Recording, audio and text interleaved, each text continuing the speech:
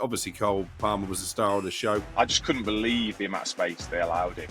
And then once he gets in those positions, absolutely the coolest man on the planet. But he was certainly the difference in this game. I think tactically, Enzo Maresca got it absolutely spot on. And he certainly deserves credit for what he did last night, because he tactically outwitted one of the best managers in Europe. It's added massive pressure now onto the start of their Premier League season. They won't probably be thinking about it now. They'll be having a well-earned rest, but that'll definitely up the ante in terms of what's expected. Robert Sanchez certainly deserves credit, doesn't he? Because he is often maligned, but he made 2 sensational saves in that final. Yeah, I still have reservations long-term about him as the number 1 goalkeeper if Chelsea are going to challenge for the Premier League and the Champions League, but certainly he will feel a bit of a redemption arc on the back of this tournament. And Donald Trump, anything that puts Donald Trump at the centre of attention, I mean, that was just embarrassing, wasn't it? It's not about you, mate.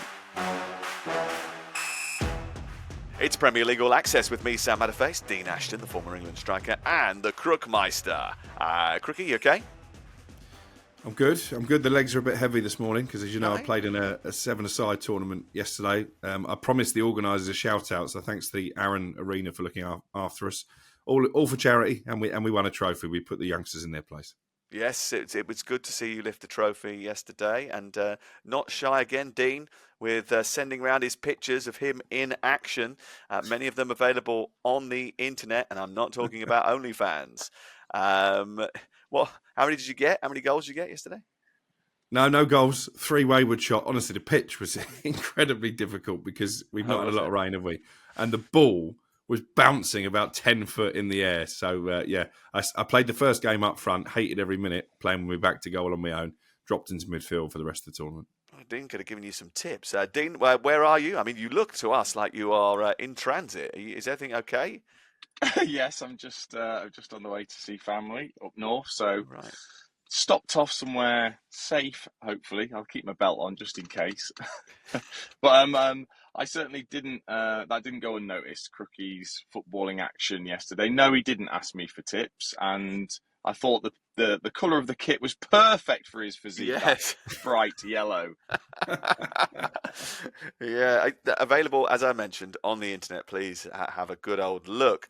I was in Zurich for the Club World Cup final, the Women's Euros games, and Wimbledon and the Test match. Sunday, I was off Sunday, and I devoured the lot. So I went down to the lake in Zurich, and it's beautiful, great sunshine. You know, it's almost like a little bit of a beach. I know that, Dean, you've been there. You know, it's clear water. It's almost like being in the Caribbean. It's so beautiful and crystal clear, the water. And then after listening to Test Match Special during the day, I walked up to one of the bars, Paddy Riley's, beautiful Irish bar in the middle of Zurich, and had the 3 matches on: England, the Netherlands, France, and the Club World Cup final. After I'd watched one of the most amazing, epic Wimbledon finals. It was terrific. What a day of sport it was on Sunday. We're concentrating on the Club World Cup and the other bits and pieces from the Premier League on Premier League All Access. And I don't know if we've mentioned this, everybody, but Chelsea are the champions of the world. Well, Chelsea absolutely stellar. And their second half of the season ends in the most ideal fashion, humbling a team who many perceive to be one of the best in the world. Certainly Chelsea can claim that now, lifting that trophy last night. And they did it with a tactical masterclass, stifling the PSG left-hand side, and Dean unleashing a superstar. Explain how they did it, because it wasn't all about Cole Palmer, but boy, does he take a huge slice of the spotlight. He does, and if you allow him that sort of space, which PSG did, he'll punish anybody. He's one of the best in the world when you get him in those positions, and I think you're right. I think tactically, Enzo Maresca got it absolutely spot on. I thought, and probably many thought, that they would defend in numbers, which they did at times, but actually they were super aggressive, and they took on PSG at their own game. They took that midfield on physically. They really rattled them. They got right under the skins of the PSG players. They couldn't shake that whatsoever. And then, like you said, they really pushed Malo Gusto forwards and asked Kvaratskhelia to see if he would defend the other way. And he didn't really do a great job. And it freed up Cole Palmer away from Nuno Mendes to do the damage. And if you give him that, I just couldn't believe the amount of space they allowed him. And then once he gets in those positions, absolutely the coolest man on the planet. Yeah, really did finish it brilliantly. He was sensational. He turned up in the Conference League final as well, and he was the difference there. But he was certainly the difference in this game. 2 goals and an assist. And the way that Chelsea started the match really didn't give PSG much chance of getting back into it in the second half, did they? I mean, they were second to everything in that first half, PSG. And Chelsea, once they got in front, they just kept on punching, Crook. Yeah, they did. It was an incredibly impressive performance from the players on the pitch, and I think from Maresca himself as well, because it was a variation on how he usually likes to play. One of my concerns going into the game was that Robert Sanchez, if he tried to play his way out from the back, he would get smothered. Didn't do that. Launched it long, was kicking the ball from his gloves and using the pace of Pedro Neto and Cole Palmer to brilliant effect. Obviously, Cole Palmer was the star of the show. Probably should have had a hat-trick. He was really kicking himself for the one that went just past the post. But that was a sighter, if you like. The other two clinically taken. Defensively, I thought they were sound. I was impressed with Chalobah in particular. Obviously, still maybe 1 or 2 doubts about his long-term future at the club, but he's been terrific since he came back. And yeah, like Dean, I wasn't expecting it from Chelsea. I thought this would be too big a step up, considering they've been in the easier half of the draw, the confidence that PSG are playing with. And they were rattled, weren't they, as we saw with Luis Enrique losing his head at the end. I'm not sure what that was about. So, yeah, congratulations to Chelsea. But 1 or 2 points of order. Delayed kickoff because of all the pre-match nonsense. Extended half-time. It's not the Super Bowl. Michael Buffer, get in the bin, fella. Stick to boxing. And Donald Trump staying on stage for the presentation. I think Reece James actually asked him at one stage, are you going to leave? Honestly. Don't let the Americans take over our sport. We don't want to see any of that at the World Cup next summer, and we certainly don't want to see any of it creeping into the Premier League. What a load of nonsense. To be honest with you, I quite like the extended half-time because it allowed me to bask in the glory of that first 45 minutes, Dean. It gave us all the opportunity just to just sit back and just absorb what was 45 minutes of pure brilliance. I must admit, I thought that Enzo Maresca, and look, let's put our hands up here. Crook is waiting to come for me on this, so I'll just start it off. I think he probably got a bit of a bad press, and I was part of that. Oh. He didn't get the credit he deserved at the end of last season, and he certainly deserves credit for what he did last night, because he tactically outwitted one of the best managers in Europe and put Chelsea in a position where they could produce a performance which absolutely stunned PSG. Now, I'm in quite a lot of Chelsea groups, and when the team sheet came out, Malo Gusto was playing right back and Reece James was playing in central midfield. There was a few negative comments flying around, Dean, because everyone was like, Reece James, just play him at right back. Stop playing in midfield. Why is he the only one that sees it? Well, anyway, look, he was right to do it. It was the key facet of the game, wasn't it?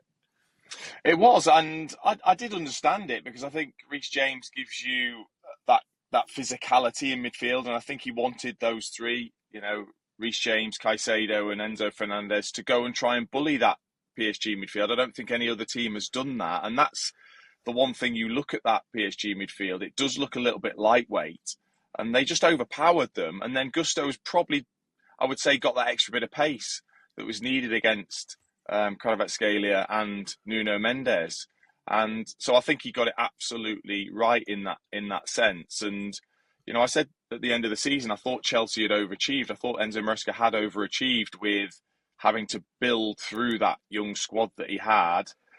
And, that's sort of just to highlight. And last night was a great opportunity for him to go up against one of the best and almost prove to everyone else what a top coach he is. And the only thing it has done, and it will always do, is it's added massive pressure now onto the start of their Premier League season. They won't probably be thinking about it now. They'll be having a well-earned rest, but that'll definitely up the ante in terms of what's expected. Well, the other thing is that it might have an impact in terms of fitness later down the road, because they finish on the 14th of July. By the time they get back and go on their rest, they're probably only going to get 3 weeks before they have to come back to prepare for the Premier League season. And you do worry about the long-term impact of that. But while we're doing apologies, Crook, there was also a moment where during that game I did say, God, just get rid of this goalie. And then he produced some absolutely spectacular saves as well. Robert Sanchez certainly deserves credit, doesn't he? Because he is often maligned, but he made 2 sensational saves in that final. Yeah, he did, and as I say, I think his distribution was a key part of the game plan as well. So he wasn't just kicking the ball into touch; he was often punting it long upfield and picking out his wide players. So, yeah, I still have reservations long term about him as the number one goalkeeper if Chelsea are going to challenge for the Premier League and the Champions League. But certainly, he will feel a bit of a redemption arc on the back of this tournament. Just on what you were saying there about the physical effects later in the tournament, I remember Andy Townsend speaking about when they played Republic of Ireland at the USA 94 World Cup, and he really felt it in his legs as the domestic season that followed wore on. But that's an advantage that Chelsea have where the squad is so young. They should recover quicker than if they had an older squad. So I'm not quite as concerned as you are about that. And obviously they're more, physically they're built differently to Andy Townsend was. They don't go away for pre-season and drink a load of pints and put on body weight. They keep themselves in decent nick. Well, I don't know what Andy used to do in pre-season, and I'm sure you don't either. But I would suggest that the sports science department is slightly more advanced than it was 30 years ago, and they'll have a bit of a plan for that. So I hope it doesn't happen, but I do think that they will have to be conscious of that as the season goes on. Dean, if you're a brand new striker coming into a club, what you want to do is make your mark immediately. I mean, could you have envisaged a better start for João Pedro after signing from Brighton? No. I mean, the 2 finishes in the semi-final were absolutely magnificent, and I actually think the one in the final was better. It takes just so much confidence and belief in your own ability to do that against one of the best goalkeepers in the world. Donnarumma had only conceded 1 goal and had a 93% save percentage. This is a top level goalkeeper, and he's made him look a little bit silly with just a magnificent flicked finish. And I watched him at Brighton, and I thought there is a super talented player there, but I felt he just drifted out of games for long periods and played really deep at times and didn't quite know exactly what he was. And then I watched him last night, and I'm thinking that's exactly what he is. A proper centre forward that can run in behind, that comes short, that's got the confidence. And if you've got players like Cole Palmer feeding him chances over the coming season, already you can see that that he could really raise his levels. And I guess it's fair play to Chelsea for getting hold of him, and maybe he can realise that massive potential that he's clearly got. João Pedro obviously made an impact on the pitch, but at full time there was a brawl between the 2 teams, and he was involved in that as well. Luis Enrique seemed to put a hand in his face, and Donnarumma seemed to get involved as well and catched him on the side of the face, had to be dragged away. What on earth was that all about? And did that sort of just add to the occasion because it was a bit of spice and it showed you how much both teams wanted to win it, or was it unseemly? How do you view it? Well, maybe Dean's got a better view than me. I was in bed by that point. You didn't stay up for the trophy lift? Having played football for 7 hours in the boiling heat, I was done. But I have seen the images this morning. Doesn't look great for Luis Enrique. Am I surprised that João Pedro is at the centre of it? Absolutely not, because he's got that bit of devil in his locker. Obviously had a fight with his own teammate, Jan-Paul van Hekken, missed the last 2 games of the season as punishment for that. Had a couple of incidents on the pitch that got him in trouble. So he's got that fire, but I think if you take that away from him, then maybe you lose something from the player. Well, I don't think it was entirely down to him, was it, Dean? No, I don't think it was, but that was going on all game. You could sense it was going to happen. I said to Nigel Adley in commentary, I said, we need to just keep an eye out at the end of the game. You knew it was going to happen. PSG, very sore losers. You could sense it with all the decisions that maybe were going their way. Chelsea was sort of winning a few free kicks. Cucurella No surprise that he gets his hair pulled once again. What is it about that hair? What is about it? And you could sense, but Luis Enrique, embarrassing, so embarrassing to see a manager go and raise his hands. Because actually, we thought it was Donnarumma that had sort of struck João Pedro, and it actually was Luis Enrique that sort of almost tucked his hands underneath the goalkeeper's arms and then took a swipe at João Pedro, who, like Crookie says, will get involved and had done all game, but still just really lacked a lot of class at the end of that game. And he's such a good manager, and he's been such a great ambassador for the sport over the last few years, and the way he talks about the game has been so impressive that actually that is really disappointing that it comes to a sort of head like that right at the very end of what has been, I think, a very good tournament for him, because I think off the back of the Champions League campaign, you would have thought that those players might be a little bit tired, might be a little bit distracted, might have felt that they'd achieved all they needed to achieve this year, PSG winning the first Champions League for the club. But no, they went on and they played some magnificent football, and arguably one of the best teams in the tournament, were probably the best and most attractive team in the tournament until last night.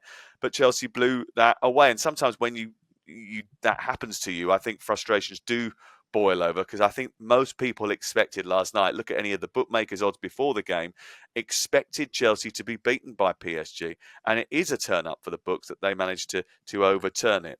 Also a turn up for the books, a Scott Minto shirt was spotted in the crowd by Troy Deeney. Did you see that? Minto 10. Yeah, it was the wrong number, wasn't it? Why did they have 10 on the back?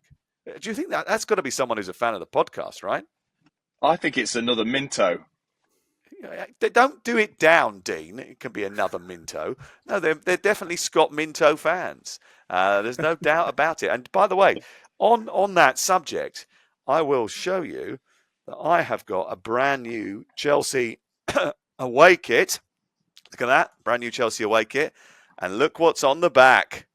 That is fanboying in the extreme, isn't it? Scott Minto 17. That's right. Scott Minto 17. I've got it. I've got it too. So I was pleased that somebody else had it in the crowd. I've done my own tribute to Dino as well, actually. I've got a hospital gown with Ashton on the back of it.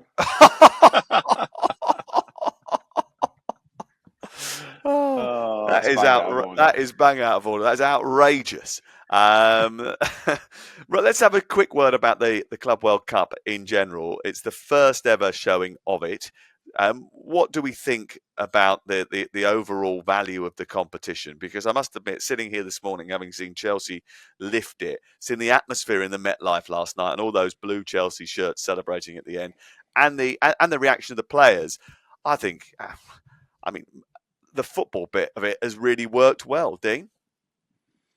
I agree. Yeah, I mean, I was always a fan right from when I was a kid, and growing up, and I saw Manchester United play Vasco da Gama, and saw some of the Brazilian players that I'd never really seen before, and I love the idea of teams getting to play other teams from around the world that you just wouldn't normally see. But I think what this did, the new formation of the competition, it felt like a proper competition this time. It felt like a genuine tournament that was taken seriously, and I think it was impressive that the South American teams did so well, and I think the timing of the tournament helps that, because they're mid-season and we're coming to the end of ours, and we saw the big teams get through to the knockout stages, which I think is what you want. And they do it very differently, certainly in America. I think it takes us Brits a bit of time to get used to it, some more than others, Crook. But I think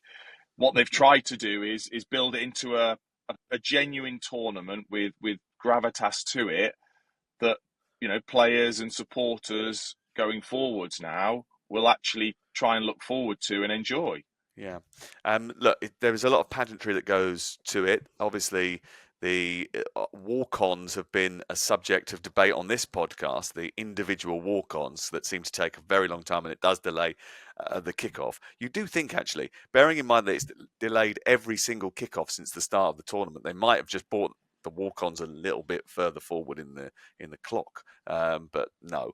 But I actually think the idea behind it is sort of we're trying to make it an event. We're trying to sort of just amp it up, increase the atmosphere. It's a different audience, right? It's in America, so they're used to a certain level of razzmatazz around the show. Okay, it might not be for everybody in Europe because we don't do it that way, but they do it that way. So if you're hosting a tournament in a country, then that country gets the opportunity to put on the kind of show that is culturally close to how they behave. So the idea that it should be exactly how we have it, down the East End with a pint and a pie is not really the right attitude. I think we should embrace the fact that when you take a tournament to a different culture, you get a different perspective. I've had my say,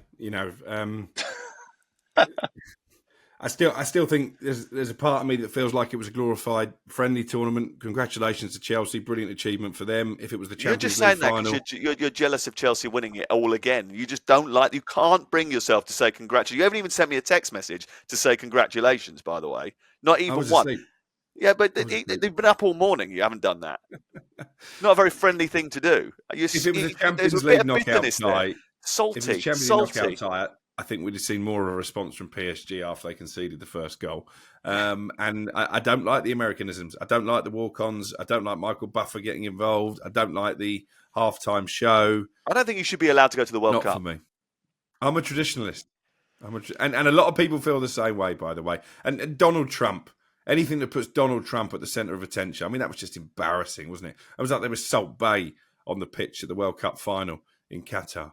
It's not about you, mate. Did you not expect that to happen? I mean, having followed Donald Trump, as everybody does, because the gaze always seems to go to him over the course of the last couple of years, if you know anything about Donald Trump, if you didn't think that he was going to make himself the centre of it all, you were a little bit naive, I think. No?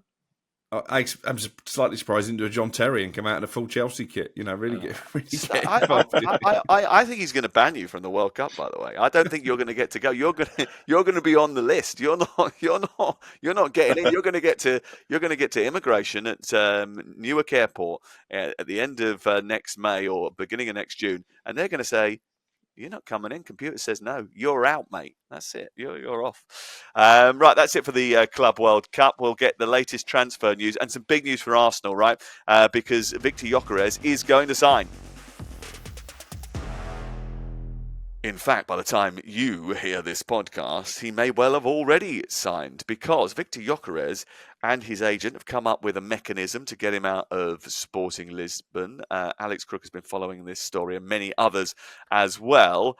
And Crook, this is, I know you're a fan of tradition, but an agent foregoing his commission is certainly not traditional. No, although it's by no means the first time that it's happened, not even the first time it's happened this summer. But yeah, that does seem to be the deciding factor in this transfer. Sporting able to reduce their asking price as a result of the agent taking less commission than he felt he was entitled to. It's a £63.5 million deal, inclusive of add-ons. I think that's good money for a player who scored stacks of goals in Portugal, did it in the Champions League as well. I had my reservations about Gyökeres when he was being linked with Manchester United. Obviously, big connection there with Ruben Amorim, but I just don't think United as a football club is set up for another player who's unproven in the Premier League to come and wear the number 9 shirt. I think Arsenal is a different kettle of fish. I think they're, obviously they've got the team structure around him. They've got a good dressing room. They got Mikel Merino scoring goals as a makeshift number 9 last season. So I've got no fears that Gyökeres will come in and maybe be the difference maker for Arsenal, because I think they scored 14 or 17 fewer goals than the champions Liverpool last season.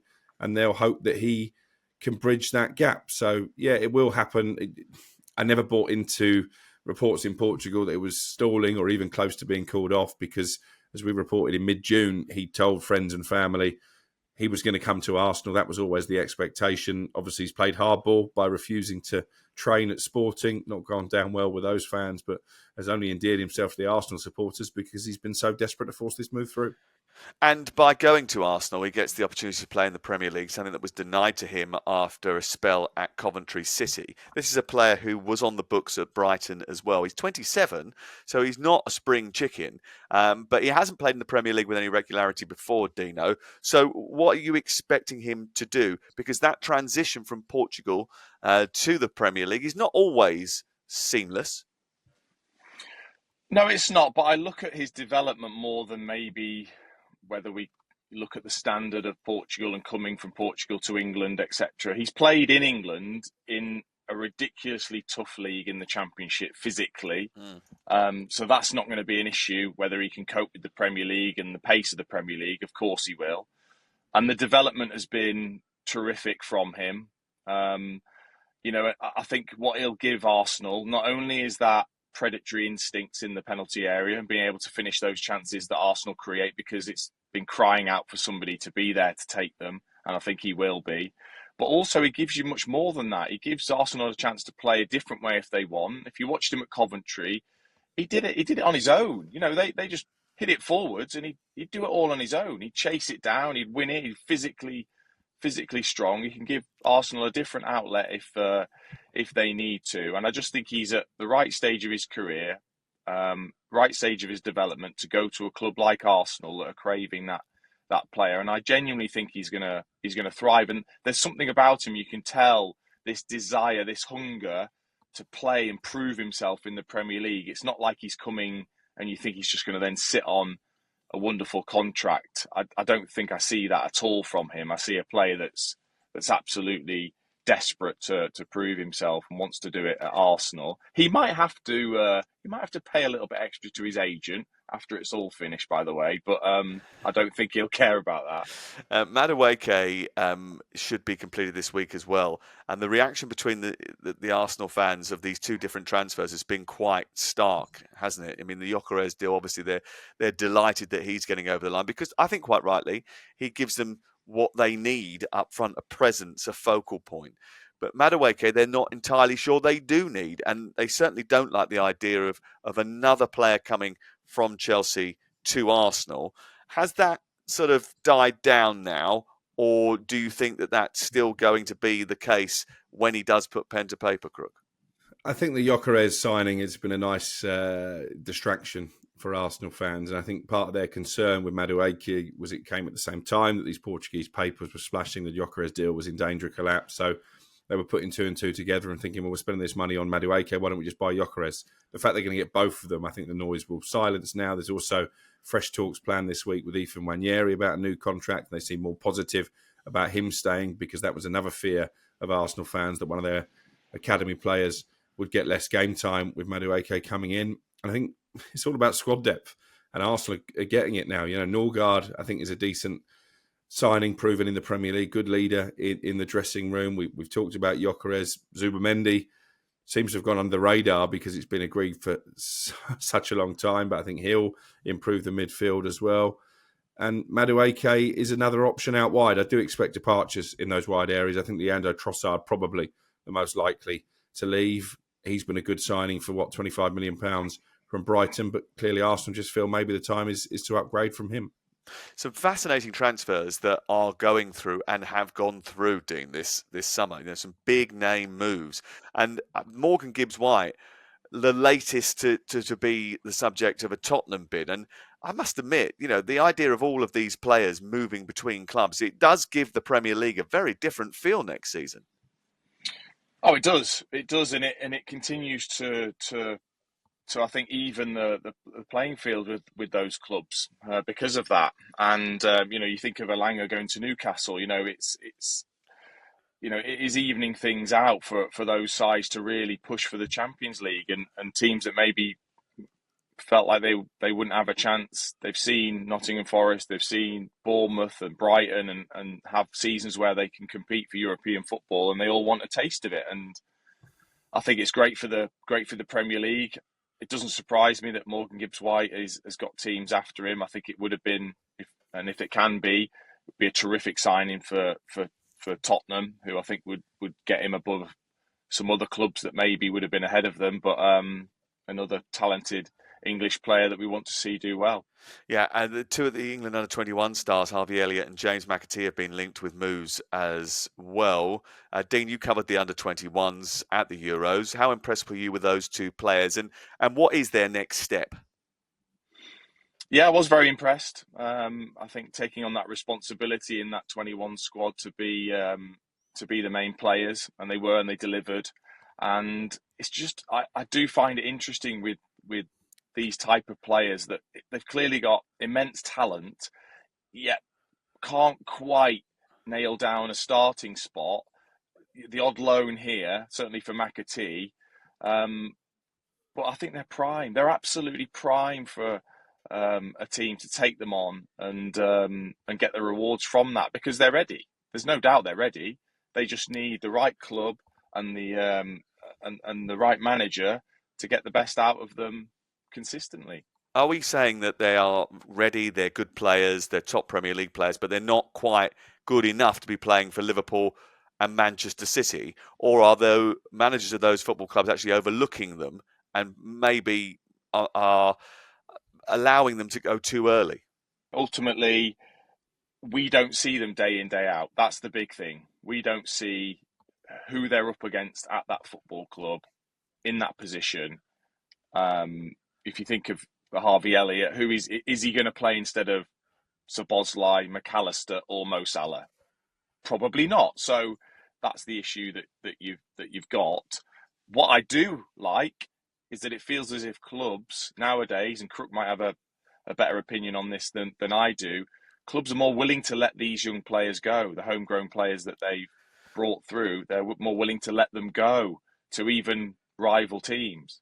Yeah, but is that because PSR dictates that the fee that you get for these players goes straight on the bottom line? So you do get them being moved out, when actually, maybe a couple of years ago, you might have seen them nurtured for a couple of years more, or maybe 1 year more, and then eventually, like Phil Foden, edged into the first team. We've seen with Manchester City that Cole Palmer left probably too early. This is a player who probably could have contributed for Manchester City. This is clearly an outstanding talent and now a global superstar. And James McAtee has played more games for Manchester City than Cole Palmer did, Crook. Yeah, there's two strands to that. I mean, I think Palmer is the one that got away for City. I think if they'd known he was going to be this good, then they would have kept him around. I'd go back to the glory days of Sir Alex Ferguson, when Manchester United were really good at selling their academy players. They give people like Ben Thornley a couple of games in the first team and then sell him for big money to Huddersfield. I seem to recall people like Chris Casper and Terry Cook, John O'Kane. The list is endless. And City have been really good at doing that. And obviously Liverpool as champions are in a position to do that as well. When it comes to McAtee, there were reports doing the rounds that they were willing to sell him for 20 to 25 million. I think based on what you've just said about the fact he's played more games for City than Cole Palmer had, they'd be looking for Cole Palmer type money for McAtee. So it'd be interesting if his suitors, the likes of Nottingham Forest, are willing to pay that. Harvey Elliott, the same. Newcastle, Liverpool aren't going to let him go for 20 to 25 million. I know West Ham are planning talks with them this week, but I'm not sure they've got deep enough pockets to pay what Liverpool would want. So these clubs are willing to let them go. Dino, you're right, but they want top dollar for that privilege. All this movement of great talent between all of the top clubs does make it more difficult for those teams that have been promoted from the Championship to have a chance of staying in the Premier League, doesn't it, Dino? Yes, it does, because it feels like they're having to go a little bit further afield, aren't they, to try and find players for the right money to develop, to come in kind of raw to the Premier League. Whereas I'm sure they would love to be able to get their hands on a McAtee or an Elliott or an Elanga and these players that are already proven in the Premier League. But it has been for a few years now. It's going to be so difficult for those promoted sides as to whether they stick to the way that got them promoted, they change, and who they can really get in. It's going to be another slog, I think. Yeah, it's sort of relying on the scouting departments to do a fantastic job and unearth gems rather than being able to shop in the kind of aisle that will guarantee you a place in the Premier League the following season. Look, Scott Minto is coming back next week to talk about Chelsea. Look, there he's still there. And Crookie is going to come back as well. Dean, have a good rest of the summer doing whatever you're doing. Hopefully someone lets you out of that car. I get the feeling that you've been locked in there. I hope you've got the aircon on. No, I am sweating. Oh, can we keep him talking for a little bit longer? Crook, I'm still waiting for you to congratulate me. I'm expecting actually to go downstairs and at reception in my hotel in Switzerland for someone to say, "Oh, Mr. Matterface, we've got a bottle of champagne here from a Mr. A. Crook for you to celebrate Chelsea's success last night." Is that likely, Crook? Is that likely to happen? Congratulations on winning a glorified pre-season tournament. I'm pleased for you. Give over. Give over. Oh dear, He couldn't stop telling Donald us Trump sends his regards. He couldn't stop telling us about his 7-a-side tournament that he bullied his way through yesterday. With 4 0-0 draws.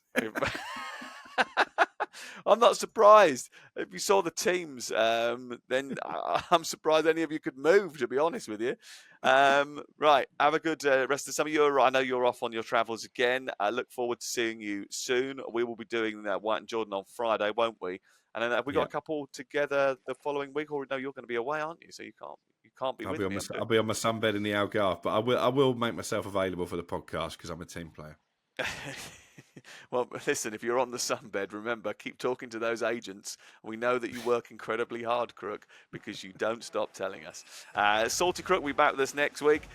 Dino, hope you get out of the car. We'll see you soon. We've shut the door on the Club World Cup, and Chelsea are the champions of the world.